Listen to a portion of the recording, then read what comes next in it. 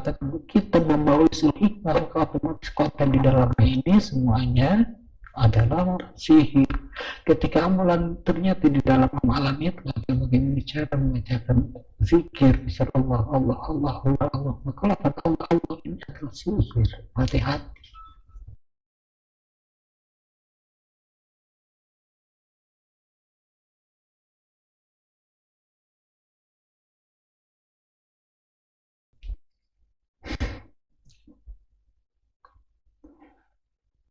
Assalamualaikum warahmatullahi taala wabarakatuh. Bismillah.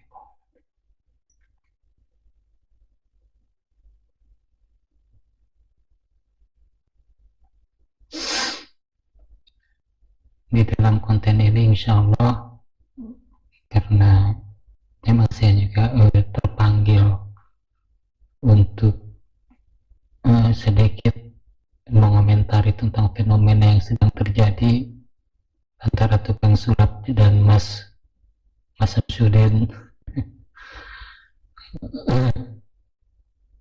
Dan kemudian dalam video ini juga saya akan mempublikasikan satu kitab yang telah saya janjikan dulu, yaitu kitab Ramados.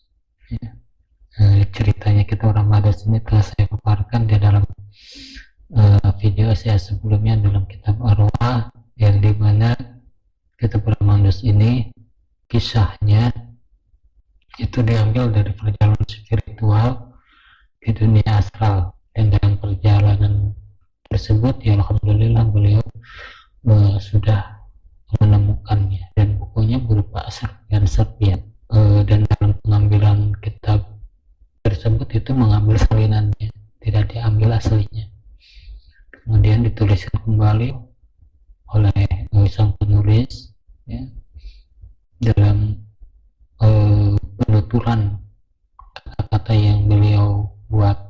Jadi tidak sama seperti dalam kitab aslinya, dalam tulisan kuno ya, tulisannya tulisan kuno, dan di dalamnya memang terdapat satu dokumentasi tentang rahasia-rahasia yang ditelusuri oleh makhluk.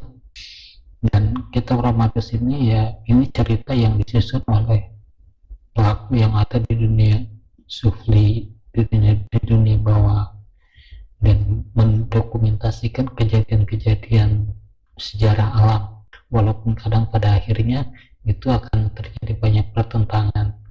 Tidak masalah, ini hanya pengetahuan. Yang lainnya dalam kitab Ramados itu membahas satu teknik-teknik bagaimana mengungkap satu yang tersembunyi di dalam tubuh manusia, yaitu kekuatan-kekuatan supernatural, kekuatan-kekuatan yang tersembunyi di dalam otak. Dan di sini dijelaskan, dijabarkan bagaimana caranya untuk bisa mengaktifkan itu, bagaimana cara latihannya untuk melakukan hal-hal yang di luar nalar, yang menembus batas logika, dan hal-hal yang ternyata sangat menolak teori fisika.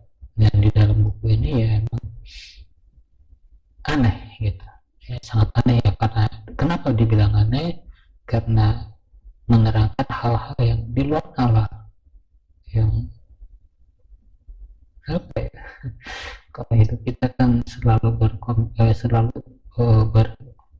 berpatokan pada segi dohir, segi real, segi realita yang ada. Jadi harus dibuktikan, katanya kalau kata tukang sulap itu baru benar. Nah dalam ini ya emang sih ya nggak salah, dalam apa namanya, dalam kehidupan kita ya, kita tidak bisa menafikan itu. Toh kita sedang hidup di dalam dohir, di dalam nyata, yang dipegang itu, yang disentuh itu harus terasa ya. Setelah terasa itu belum yakin kalau belum terlihat, apalagi kalau sudah terdengar, itu baru yakin. Nah, mungkin itu yang dimaksudkan harus didohirkan, baru bisa yakin. Padahal dalam Islam hal gaib itu ya emang nyata, dan hal gaib itu sangat sulit sekali untuk membuktikan. Apalagi dalam perkara karoma, jihad, ya, itu sangat sulit sekali. Kembali lagi ke masalah yang tadi, buku Ramades dan buku ini adalah seperti menggunakan efek kamera. Bismillahirrahmanirrahim.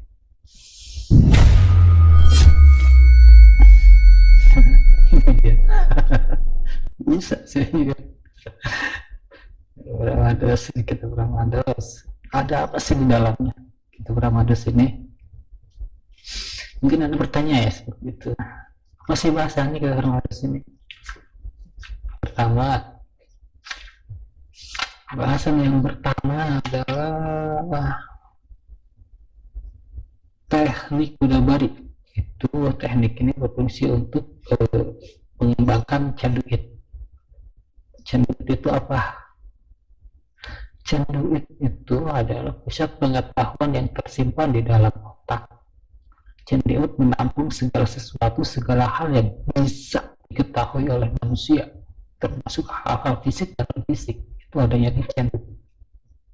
Istilahnya canduit. Ya, entah atau ada yang menamainya lain, siapa. Dan letak canduit itu ya berbeda-beda setiap zat. Ada yang di kiri dan kanan. Cuma letaknya kebanyakan seperti itu. Kan di sini.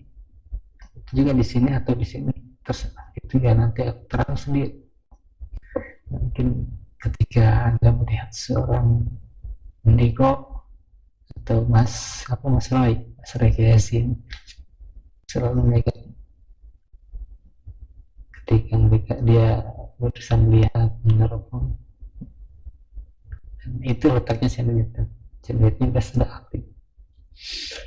Nah, canduit ini dia ini menampung segala pengetahuan apapun, termasuk tenaga supernatural itu ada di sini. Cuma tidak semua orang bisa mengaktifkan itu, walaupun itu sudah berada di sana.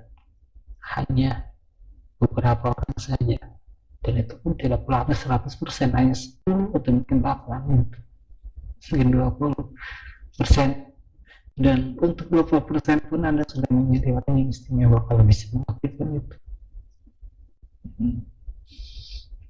Dan fungsinya Anda bisa menerawang, melihat. Anda tidak perlu orang untuk mengaktifkan itu, terawangan.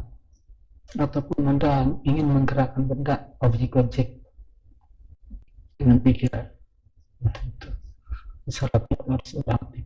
Apa yang harus dilakukan untuk mengaktifkan itu? Caranya dengan melatihnya, mengajarinya. Kita harus melatihnya untuk melihat benda yang tersembunyi, membaca pikiran orang lain. Itu bisa dilakukan, sangat bisa dilakukan, cuma harus dengan latihan yang disiplin. Baik tidak, Anda tahu caranya seperti apa.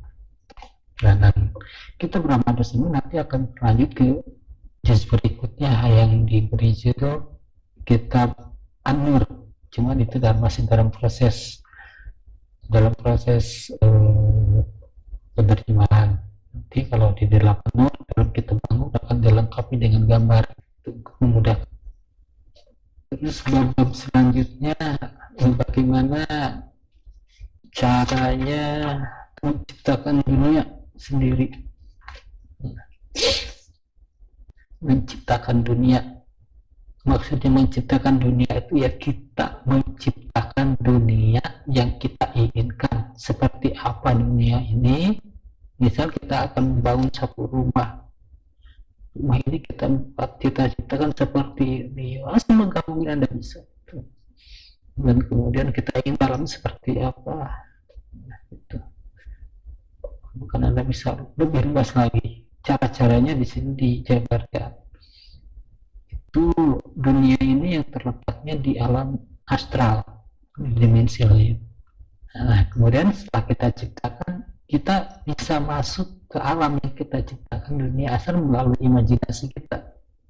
Dan kita benar-benar ada di sana. Namun itu hanya melalui pikiran itu yang masuk ke sana, jasa ditinggal. Itu sama dengan istilahnya apa ya, Raga Sukmo. biasa pun bisa dilakukan dengan begini. Cuma syaratnya itu latihan yang bagus. Dan itu pembangunannya, cara membangunnya bagaimana, bahan-bahannya seperti apa, dan membuat pintunya seperti apa agar kita bisa masuk ke dimensi itu. Dalam awal pembicaraan saya tadi bahwa imajinasi ini sangat penting untuk menciptakan sesuatu. Itu imajinasi, berpikir dalam bentuk ide. Kemudian setelah dia membuat itu, Anda harus tahu, yang kita impikan, yang kita imajinasikan itu akan terbentuk di alam asra. Tinggal kita bagaimana untuk menjadikan itu, menarik itu ke alam diri kita, itu berusaha. Dan untuk yang tertingginya kita nggak perlu usaha, kita bisa tarik itu, bisa jadi dohir. Laksana kita menarik benda pusaka, benda-benda gaib, itu berasal dari ide, dari imajinasi.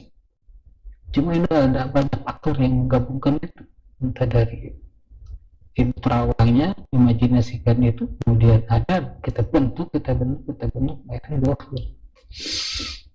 Itu konsepnya itu seperti itu.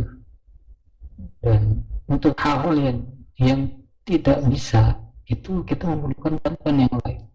Itu bantuannya itu biasanya dalam bentuk kodam atau bentuk jin. Nah, jin ini yang akan menarik itu, mendahirkan itu, dan itu tidak akan terbit tanpa izin Allah. Tidak akan dapat. Nah itu maksudnya teknik bisa itu kalau kita ingin tahu, ingin mendapatkan sesuatu yang lain, pengalaman mistis yang lebih lain tanpa melakukan satu amalan yang berat-berat. Nah, kita bisa melakukan ini dengan teknik meter. Kita ciptakan satu istana yang megah di sana, sebagaimana apapun seperti yang dipikiran, silahkan bebas. Kemudian setelah kita ciptakan dengan alat yang kita buat di sana, kita masuk dalam satu buah sesi, yang kita masuk di sana, fokuskan di sini, kita masuk perlu diketahui di alam dimensi itu waktu berhenti. Tidak ada waktu di sana, tidak ada jam. Maka di sana berbahaya kalau dilakukan diubah. Takutnya waktu terbalik.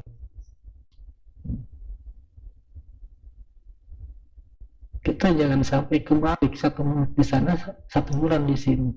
Maka ini akan waktu suri, ini akan dikuburnya 1-3 bulan sedang ada. Kita harus bisa membalikan waktu. 1 menit di sana, 1 tahun di alam astral yang kita bangun. Nah itu harus bisa seperti itu. Itu aman. Kalau terbalik bahaya.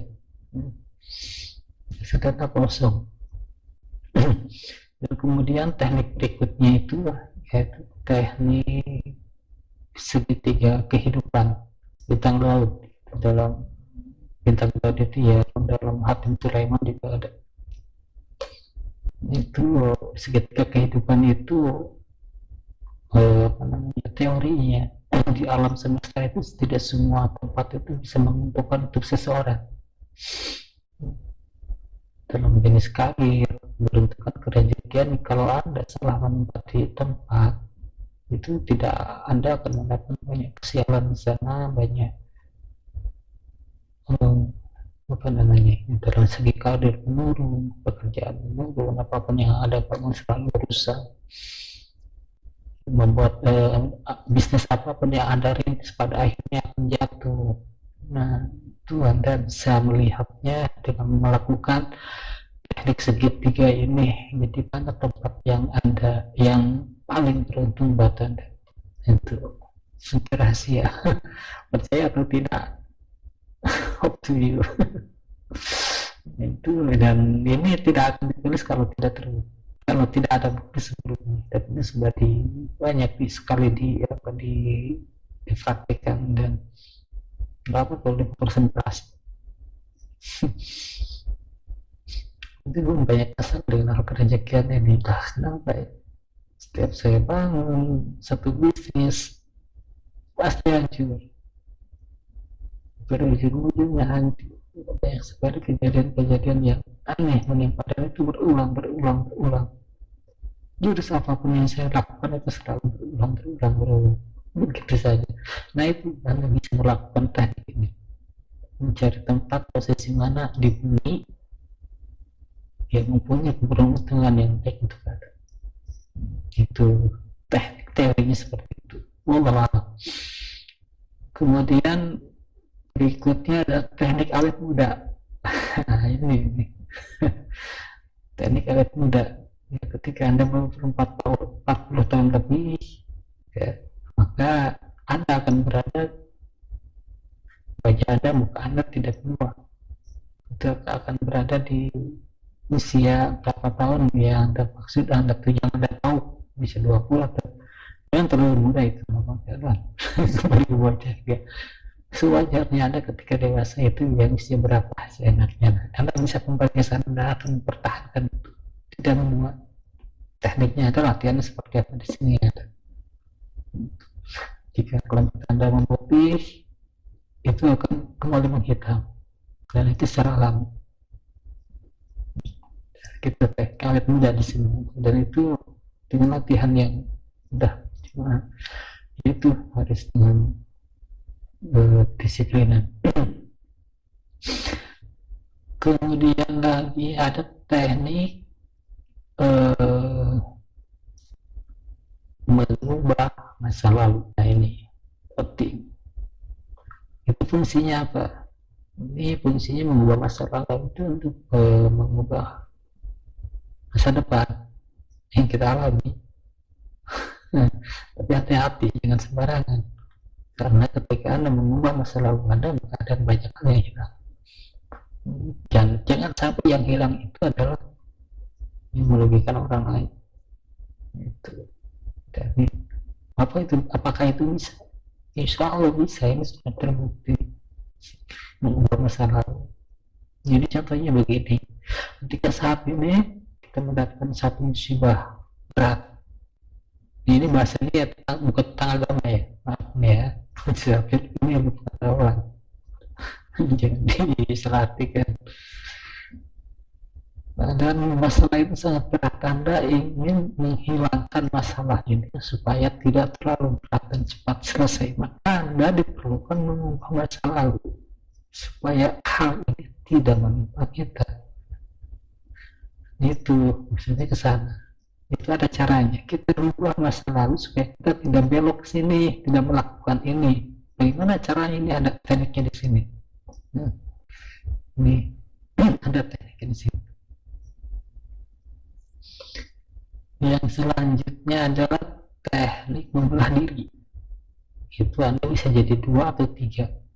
Jadi istilahnya teknik ini adalah melakukan pekerjaan yang membutuhkan beberapa pekerjaan yang membutuhkan waktu lama dalam waktu yang sebentar. Di sini ada tekniknya. Ini pekerjaannya akan selesai dalam 1 jam. Ini tekniknya sangat aneh, dan itu sangat menafikan hukum fisika dan di luar logika. Masanya sih terjadi. Jadi teorinya, ketika Anda bekerja, tugas-tugas yang Anda buat ini, Anda akan melakukannya pada jam dan waktu yang normal, sisi yang berbeda. Anda berjalan dalam waktu yang lambat, dan yang lainnya berjalan dalam waktu yang cepat. Aneh. Saya juga ngerti, tapi emang kejadian. Saya praktekkan itu ya, cuma ya saya nggak minta 1 jam, itu mungkin terlalu cepat buat saya. Saya coba praktekkan itu.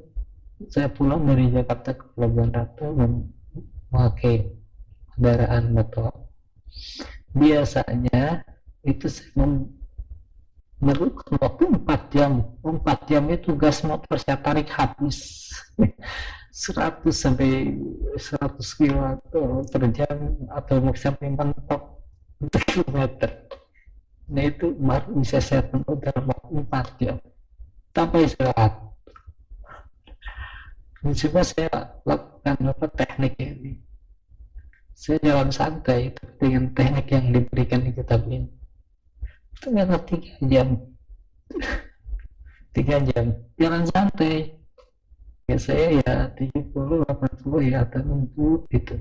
Padahal waktu normal ketika saya jalan santai itu saya harus menyediakan waktu 5 jam. Itu bisa itu aja. Dan dalam perjalanan ya tidak, ya jalan santai normal itu 70 ya santai kan kalau pengendara motor ya. Itu. Nah, dan kalau penasaran ya silahkan ini kitabnya, dan saya sudah letakkan ini kitab di toko-toko online. Jadi dan nanti kalau misalnya silahkan kontak saya mau langsung silahkan. Ya, di akhir kata yang pertama ya masalah apa itu dukun. Jadi dukun itu adalah gelar terhormat yang diberikan warga kepada mereka sebagai penolong untuk mengobati, dan orang itu adalah orang yang mempunyai ilmu di atas rata-rata orang biasanya. Itulah kenapa ya mereka dikatakan orang pintar. Ya, dukun itu tidak cabul, dukun itu ya tidak menipu. Yang cabul dan penipu adalah dukun palsu. Itu bukan dukun. Kecuali Anda mendatangi dukun-dukun ahli-ahli yang di bidang ilmu hitam, ya saya tidak tahu.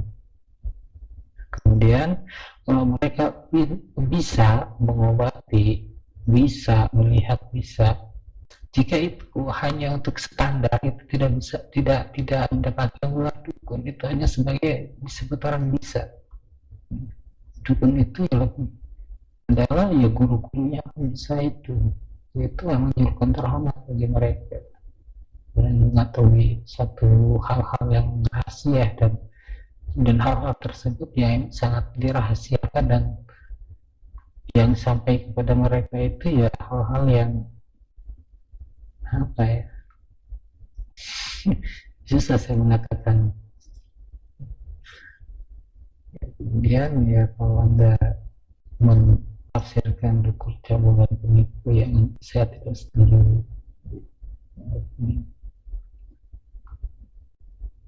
Bukan tidak semuanya dukun nggak begitu. Yang begitu tuh ya yang palsu, yang mengaku bisa.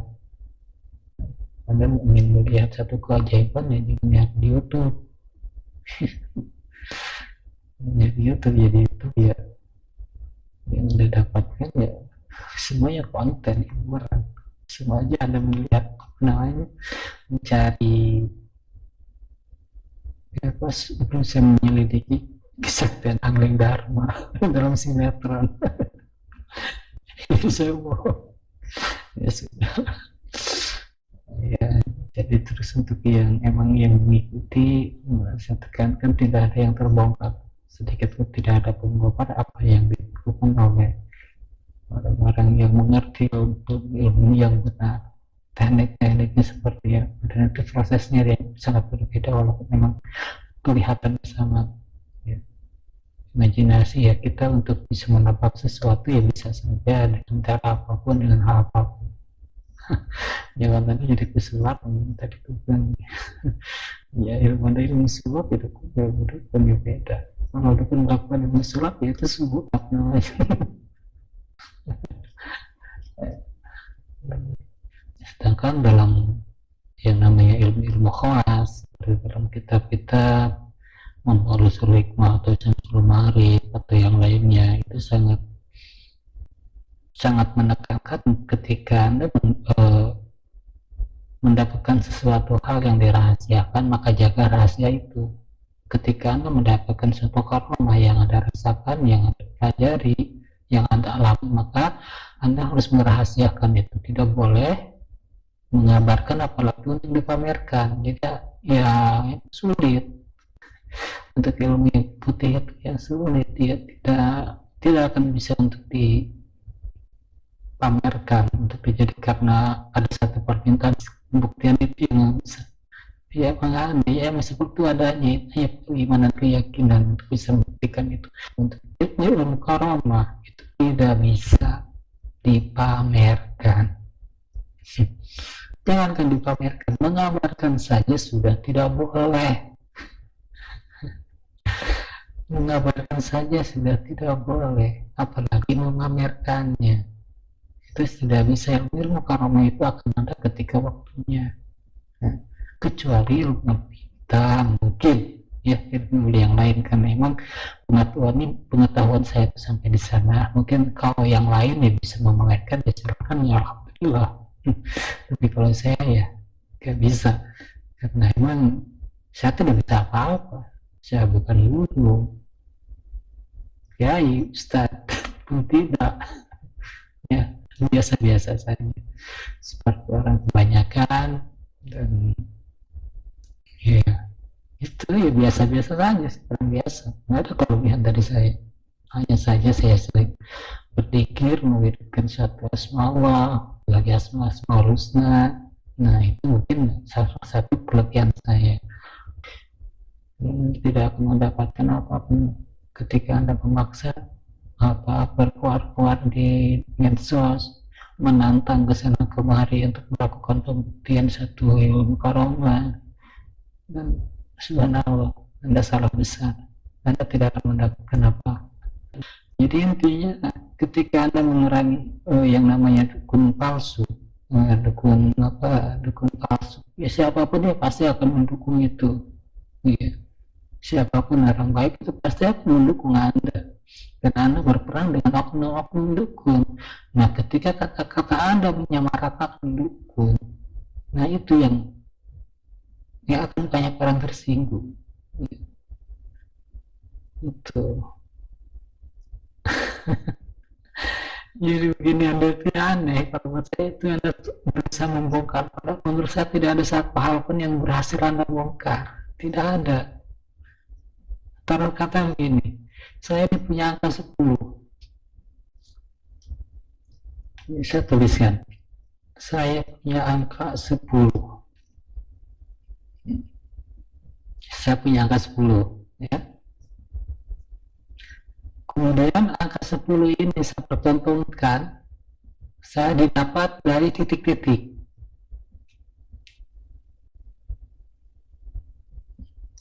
Saya didapat dari titik-titik. Ini rahasia saya. Angka 10 ini didapat dari mana? Ini rahasia saya. Maka coba tebak. Kemudian datanglah tukang sulap ini, melihat angka ini yang saya pajangkan, dan dia dengan imajinasi dia yang tinggi, dia mengatakan, saya bongkar teknik Anda angka 10 ini. Angka 10 ini ditabat dari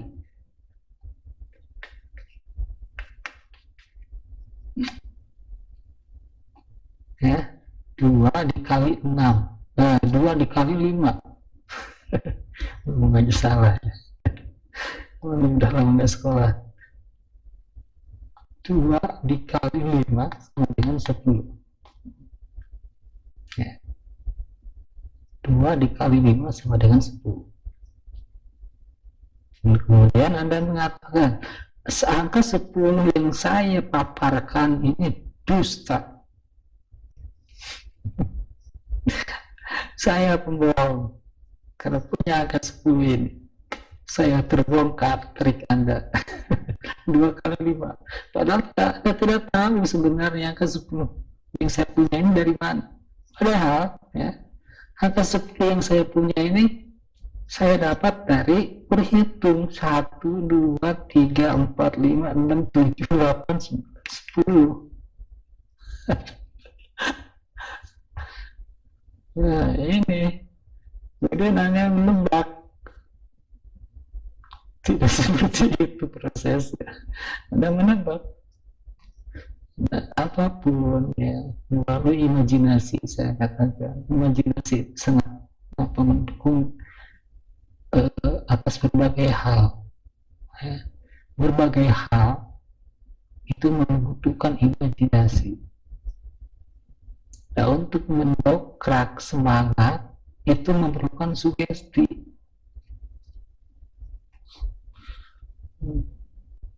Ini bukan sulap, ini bukan sihir. Ilmu karomah itu bukan sulap, dan ini bukan sihir. Yang bisa dibuktikan itu ilmu sihir. Artinya ketika kita mendapatkan perintah Allah untuk melemparkan tongkatnya, kemudian tongkat itu berubah menjadi ular, lalu ular itu apa bedanya dengan ular-ular yang buatan tukang sihir? Itu sama. Nah, siapa yang bisa membedakan itu sihir untuk karma? Ya pelakunya. Itu ya, maka ya ini dimaksudkan ya, saya tidak mendukung apa namanya Mas Samsudin juga. Ya kalau Mas Samsudin apa menyuguhkan video-video yang seperti trik, satu teknik iklan, satu teknik marketing untuk hiburan. Cuma sayangnya ya mungkin beliau lupa untuk memberitahukan bahwa ini untuk hal-hal apa namanya, untuk konten-konten hiburan ya. Dan rahasianya begini, kadang-kadang trik-trik seperti itu diperlukan juga untuk mengobati pasien yang terkena sihir. Diperlukan kadang-kadang, tapi itu jurus akhir. Karena kenapa? Ini saya paparkan, santet itu akan bekerja pada orang jika targetnya mempercayainya bahwa dia terkena santet. Karena kekuatan santet itu sebenarnya bukan pada si pembuatnya, tetapi pada pasiennya. Semakin targetnya mempercayai bahwa dia terkena santet, maka semakin dahsyat terkenanya. Nah, ini yang paling sulit bagi para spiritual untuk menyadarkan para korban-korban santet ini. Dan jika kita untuk melakukan hal-hal yang pintas, trik ini sangat efektif. Itu fungsinya untuk untuk menghilangkan kesan bahwa santet ini masih ada di dalam sana. Dia akan melihat benda yang diangkat itu ada, maka dia otomatis pikirannya akan langsung terkoneksi bahwa santet yang terkena pada diri saya sudah diambil, dan itu akan menghilangkan kekhawatiran, akan menghilangkan prasangkanya. Itu yang dimaksud, tujuannya itu ke sana sebenarnya. Cuma itu untuk jurus terakhir yang mungkin kalau sulit ya, kadang-kadang yang namanya pasien, apalagi di kampung namanya orang itu ya sangat sulit sekali. Kita memberikan satu pemahaman itu tidak bisa dihilangkan ya, dengan berbagai cara. Terus kenapa dengan mahar? Ini aturan surat ini apa namanya sangat lucu sekali. Namanya ketika orang diminta uang, minta tolong, katanya dia ya itu nggak boleh. Padahal ya ketika orang datang ke dokter, ya, ketika orang datang ke dokter ditargetkan oleh dokter biaya yang dibutuhkan untuk melakukan suatu pengobatan, itu nggak ada yang komplain. Kita mengeluarkan puluhan atau mungkin ratusan juta ketika itu dalam satu operasi terjadi kegagalan, dan tidak ada garansi sebelumnya pun itu harus tanda tangan.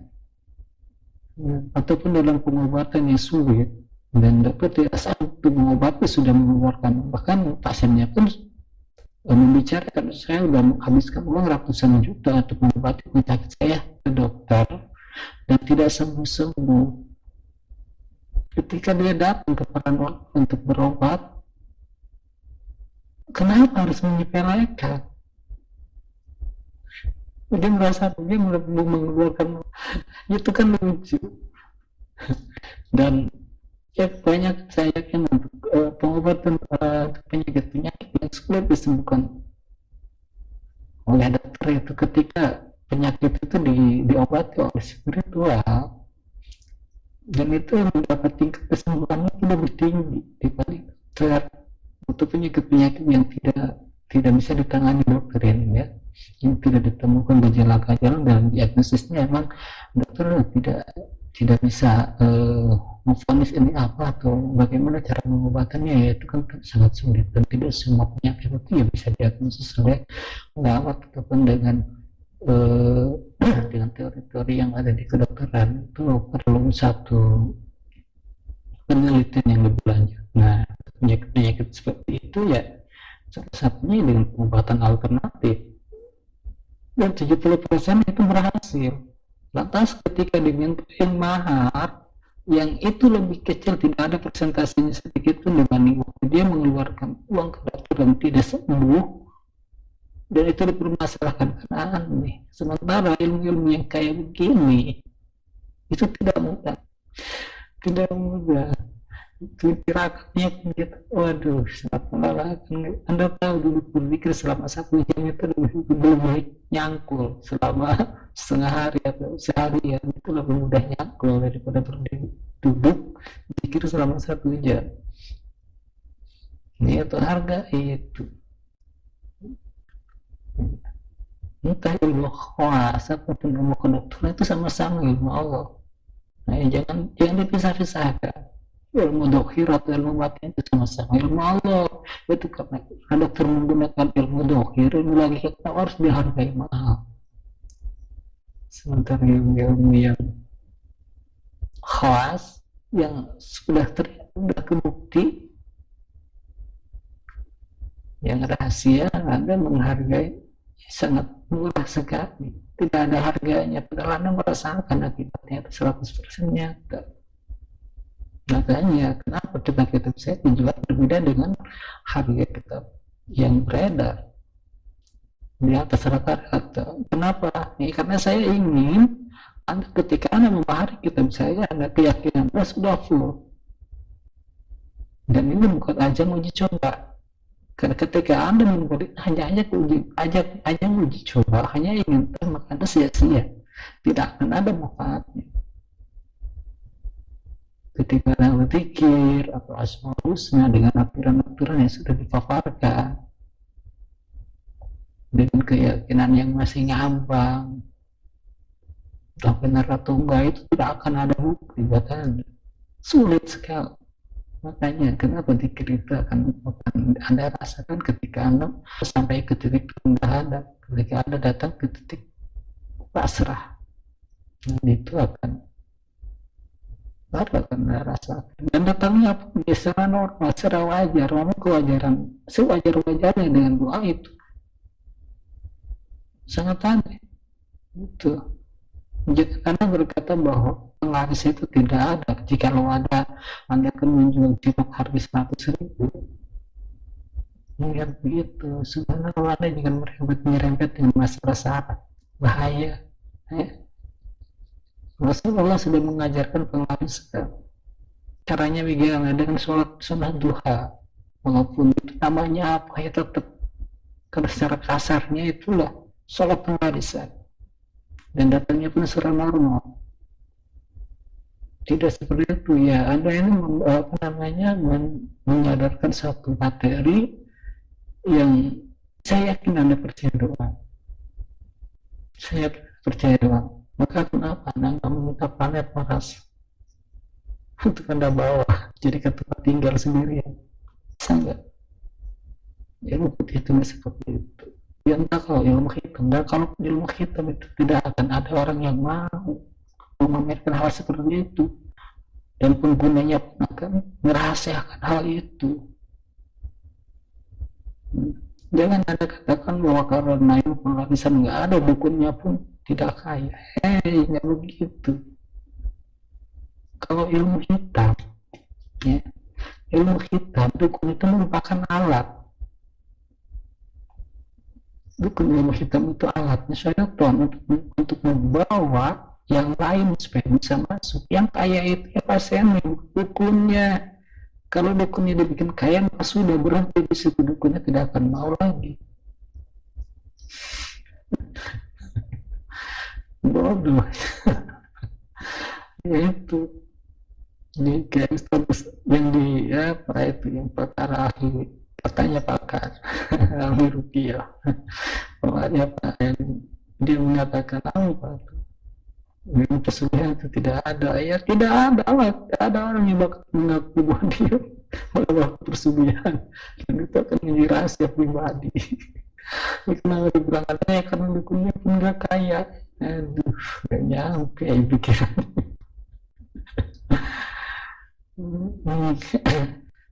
Dan saya ini orang desa, ya, saya orang desa, dan sedikit menurut pendapat saya, dia tidak bisa dijadikan satu acuan global.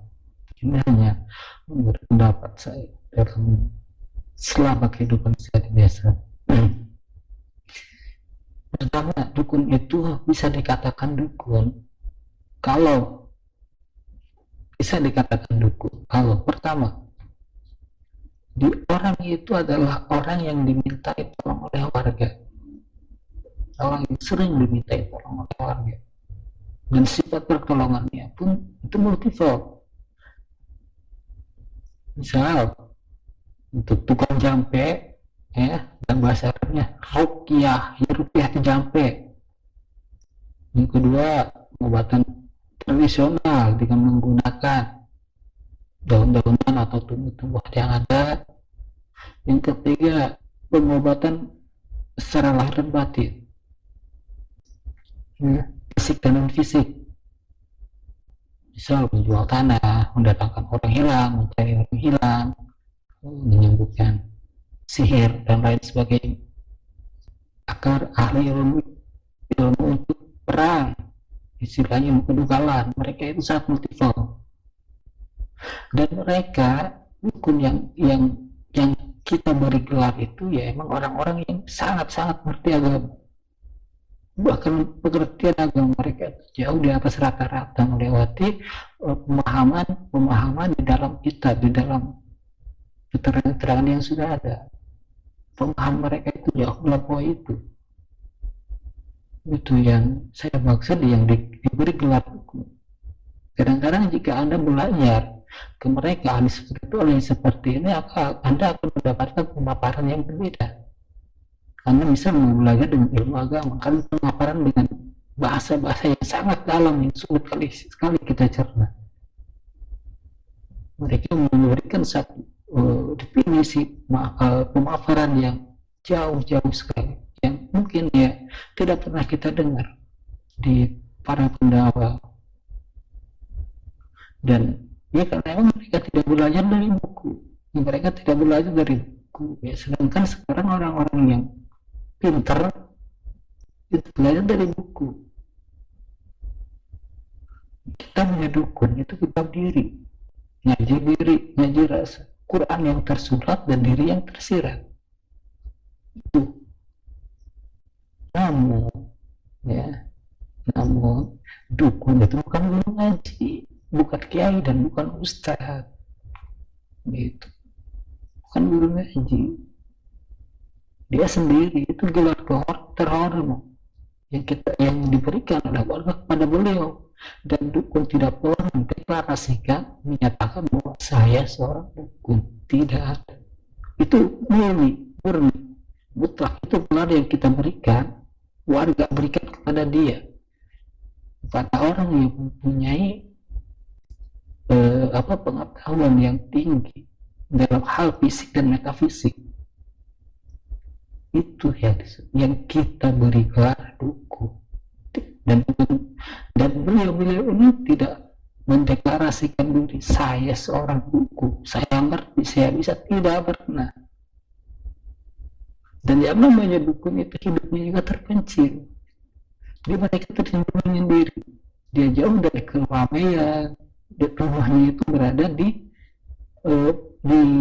pinggiran kampung, dia menyatu dengan penduduk setempat, dan keadaannya pun sangat sederhana sekali.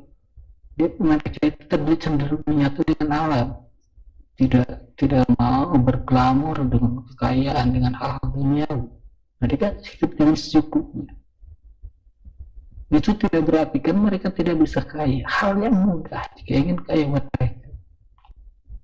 Karena mereka itu untuk menginginkan sesuatu tinggal menjetikan tangan, itu akan ada. Anda tahu kenapa sihir terjadi? Itu semua terjadi atas izin Allah. Silakan baca. Tidak mau cari. Dan yang dilakukan tukang sihir itu tidak akan ada mana, tidak akan terjadi kecuali itu atas izin Allah. Maka di sini ada memanai doa bahwa doa itu yakin 100% itu akan diijabah, doa baik atau entah doa buruk siapapun yang meminta itu pasti diijabah, maka kita tinggal mempercayainya. Tapi jangan kita dibuktikan mau cilok harga 100.000 lu nggak bakal bisa, karena akan dapat 100.000 insya Allah, tapi dengan syarat yang lain, dengan syarat yang normal yang mengenai ciloknya laku satu hanya 1.000, kemudian ada orang yang sudah dapat 99.900. Itu bisa saja ke sana. Nah, maka ya saya tekankan ya kepada yang mengikuti yang senang ini, ya alhamdulillah ketika dengan surat ini yang bermaksud ingin membongkar oknum-oknum dukun, ya siapapun pasti mendukung, tetapi hati-hati dalam memberikan satu tanggapan itu ada celaka sendiri ya. Jangan itu ketika anda menyerempet masalah syarat, jangan karena anda yang ada apa-apa para pejabat mudah sekali digulingkan ketika mereka menyerempet masalah syarat. Subhanallah, jangan. Anda harus tahu bahwa anda sekarang ini sudah menjadi seseorang, kata-kata anda akan dengar, akan diperhatikan. Coba menghakimi hukum laut, hukum darat. Kalau kata teman saya dari Banjarmasin itu seperti itu ya. Terus yang namanya sugesti itu ya bisa segalanya, cuma sugesti dalam doa dan sugesti dalam surat ya itu beda. Sugesti dalam doa itu lebih daripada sugesti, semuanya itu walaupun sugesti dalam doa itu ya kalau tidak dibarengi sugesti itu sangat sulit sekali terjadi. Misal dalam doa ya kita menginginkan satu rezeki, ya kita harus bisa menciptakan rezeki macam apa yang kita inginkan di dalam kita, dalam otak. Itu ya teknik rahasia juga sih dalam satu orang, tidak semuanya orang pahamnya. Makanya kenapa banyak orang yang tidak pernah, yang sudah sekali sampai memang sudah berdoa sementara kalau Ustaz pakai mengajarkan setiap doa itu diijabah, setiap doa itu diterima, tapi pas saya menghafalkan ini nggak ada asing, nggak ada efek, nggak ada apa pada saya surat hari ya tepok cuma gitu sampai jadi ada sesuatu yang sangat mencari itu apa yang terjadi di sana, rahasianya apa. Nah, ketika Anda mengetahui maka ibadah itu tidak capek dan tidak berat, sangat rileks dan santai. Masalah kitab dukun saya perjelas lagi, kitab dukun yang tadi adalah kitab dukun, pedoman dukun ada ilmu diri yang pertama, yaitu Quran yang tersurat dan diri yang tersirat. Memang dalam kenyataannya siapapun yang mengenal dirinya maka dia akan mengenal Tuhan. Jadi ya sepertilah konsepnya, Anda harus tahu dulu Anda lahir dari mana, Anda ini siapa, untuk apa saya hidup, dan pula mau kemana. Itu harus benar-benar paham sampai mendetail. Jadi ke sana akan mendapat kesimpulan siapa Khalik dan siapa kita, dan apa fungsinya Khalik. Saya tekankan, saya sampaikan, sang Khalik itu tidak mempunyai musuh. Boleh iblis sekalipun itu semuanya adalah dan Allah. Khalik itu sang kreator dari semuanya, entah malaikat, iblis, jin, manusia, alam sekitar, dan segala sesuatu yang ada di dalamnya itu adalah Allah lah kreatornya.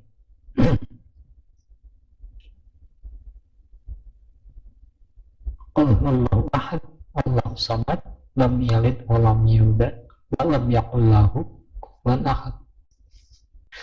Lam yakul lahu kufuwan ahad. Ya. Jadi ya karena saya sering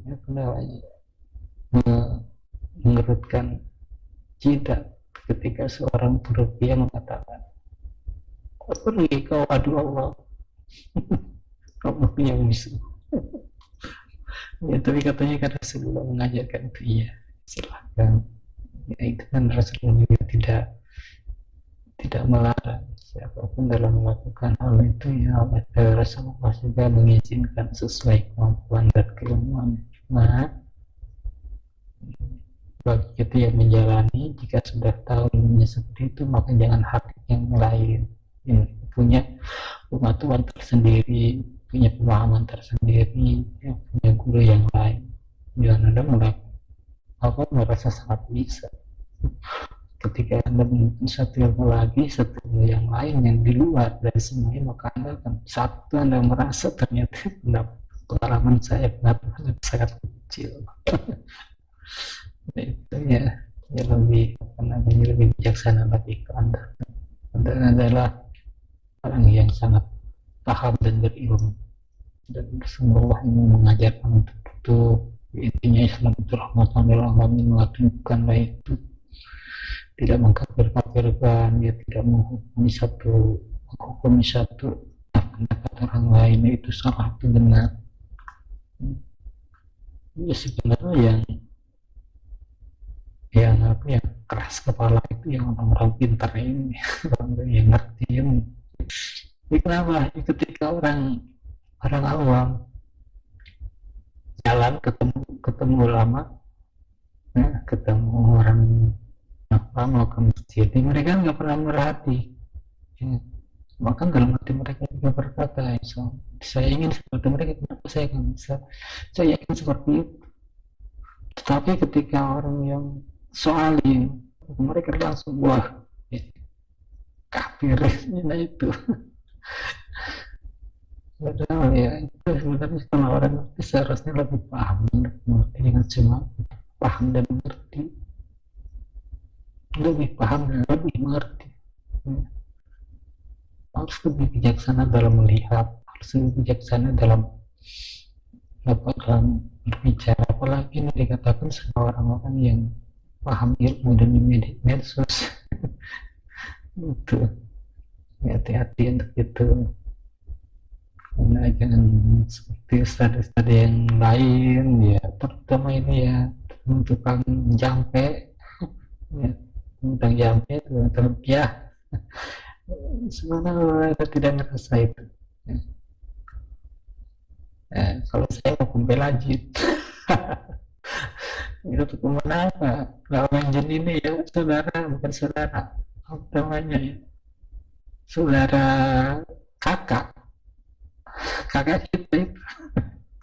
Siapa yang duduk di bumi, siapa yang mengisi bumi, ya itu jinnya kita pendatang baru, harus tahu diri.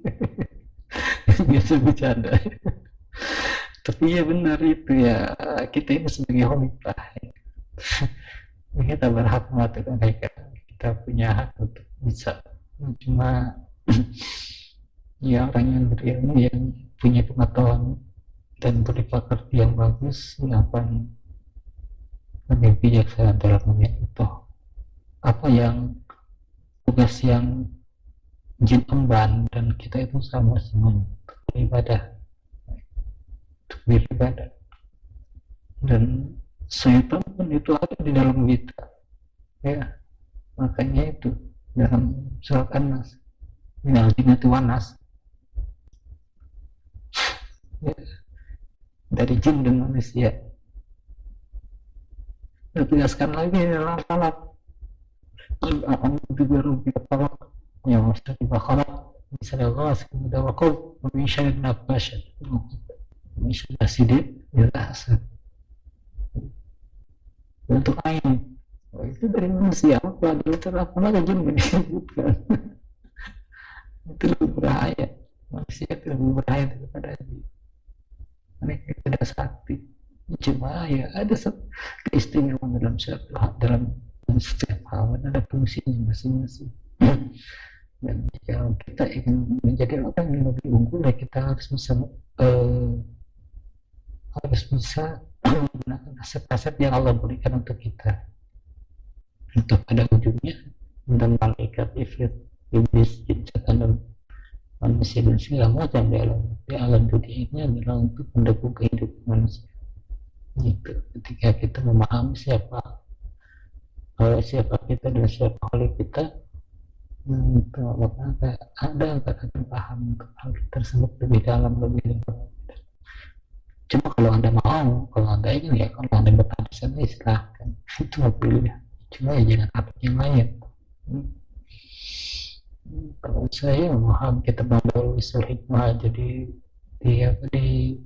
dibilang kita sihir, ya macam dulu semuanya. Kalau ini kita sihir, ya ketika asma dalam membawa sihir mengajarkan bagaimana mengeluarkan satu asmaul husna, Bismillahirrahmanirrahim sekian ribu. Ketika Anda mengatakan kita membawa usul hikmah, maka otomatis konten di dalamnya ini semuanya adalah sihir. Ketika amalan, ternyata di dalam amalan itu ada bagaimana cara mengajarkan zikir, bicara Allah, Allah, Allah, Allah, Allah. Maka Allah, Allah ini adalah sihir. Hati-hati. Hati-hati. Kalau Anda sedang menjadi pada timur, hati-hati dalam berbicara. Bahwasanya Imam Mahdi yang akan muncul itu ya tidak berasal dari orang-orang yang pintar, yang jago, tidak akan biasa-biasa. Nanti akan ada upgrade langsung dari Allah menjadikan dia ini calon menjadi Mahdi, katanya seperti itu. Wallahu ya maaf untuk yang lagi bersatu, untuk yang sudah bersama yang Masudin ini segera lahir jangan sampai bagaimanapun telah membuat gaduh. Dan jika terjadi sesuatu, takutnya ya nanti membahayakan dirinya sendiri. Cari aman, cari selamat itu bagus. Itu sudah cukup yang Anda dapat dari sini, sudah cukup. Jangan teruskan. Kalau Anda meneruskan, artinya yang lebih bijak. Saya dukung Anda jika Anda membongkar hukum palsu, tapi bahasa Anda jaga, bahasa Anda jangan sampai apa-apa. Apalagi Anda membuat lapisan itu tidak ada, wadudnya itu tidak ada. Tidak semua hal bisa dilahir, tidak semua hal bisa dilahir. Hal baik tidak bisa dilahirkan, apalagi untuk ilmu kaum. Jangankan untuk dipamerkan, dikatakan saya tidak bisa, itu syaratnya. Saya bisa itu sudah nggak boleh, itu sudah pantangan untuk ilmu. Dan yang punya karomah itu ya tidak mengaku punya karomah, dia merasa punya karomah. Malah dia merasa ya pemimpin udah tidak bisa apa-apa, tidak bisa sakti apalagi ya mungkin itu. Bagaimanapun itu kalau Anda akan membongkar katanya trik sulap, ya silakan saja. Dan pilih yang dilakukan pun palsu sama misalnya. Jangan berbahasa, ini dukung untuk itu, tapi jangan merasa. Orang-orang profesional yang melakukan hal seperti ini, mereka itu melakukan satu uji coba, melakukan satu penelitian, dan penelitian yang tersebut benar-benar tidak, bukan hanya melalui telepon sharing di sana kamu, tidak, mereka melakukan satu perjalanan ke negara Timur Tengah sampai Barat Asia segala macam, mencari orang yang seperti itu, tidak hanya dalam satu daerah. Setelah ketemu baru mereka bisa menyimpulkan. Dan kalau sudah nggak ada bahan, ya besok ya ada komentari membongkar kesaktian Amin Dharma dalam film. Ini ketika saya nonton televisi, saya melihat iklannya seperti ini. itu iklan salonpas atau iklan apa ya. Ketika diusapkan ke punggung, kemudian tiba-tiba hati wanita cantik dan mijit-mijit, cakep deh. Ketika saya beli salonpas itu kan ada cantik gitu yang mijit-mijit. Itu ya, emang Mas Samsudin ya mungkin dalam hal ini ya dimaksudkan untuk apa namanya ya, untuk marketing dan untuk apabila Anda menuduh itu penipu dan dilakukan, siapapun sudah tahu tanpa dijelaskan itu settingan, itu setting. Untuk hal-hal yang settingan seperti itu ya gimana ya, kalau saya sih memahaminya ya setiap yang kita lakukan bukan kembali kepada diri kita. Nah itu aja. Kemungkinan ya kalau baik itu ya tidak akan mungkin ada hal-hal yang seperti ini, itu karena memang itu ada sesuatu yang tidak setuju dengan cara-cara yang Anda paparkan. Ya, makanya di satu peringatan seperti ini dengan jalan sulap ini mereka menyadarkan Anda ya baiknya untuk kedua belah pihak yang sekarang ini sebenarnya sih nggak ada berseteru. Siapa yang berseteru? Mereka dapat untung.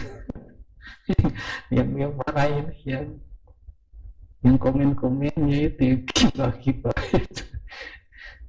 Ya kalau saya sih ya bisa jadi mereka di apa namanya di dalam sela-sela waktu yang mungkin sering telepon pada ketawa ngobrol biasa ngopi bareng ya karena apa untuk menjadi perseteru ini ya cukup untuk menutup pada bukan ditutup ya nggak masalah, mereka dapat tujuan yang besar dari kisah perseteruan ini ya terus cuma yang masalah di penonton ya cuman ya untuk hal ini ya maaf kalau kata-kata saya aja candaan cuma bagaimanapun dalam hal ini ya Anda ini ya sekarang sudah bukan Anda yang kemarin ya mungkin ketika kemarin belum viral, ketika Anda berkata yang dengar itu akan masa bodoh, namun sekarang Anda sudah beda, apapun yang Anda katakan itu akan mendapat reaksi dan kata-kata Anda didengar ya.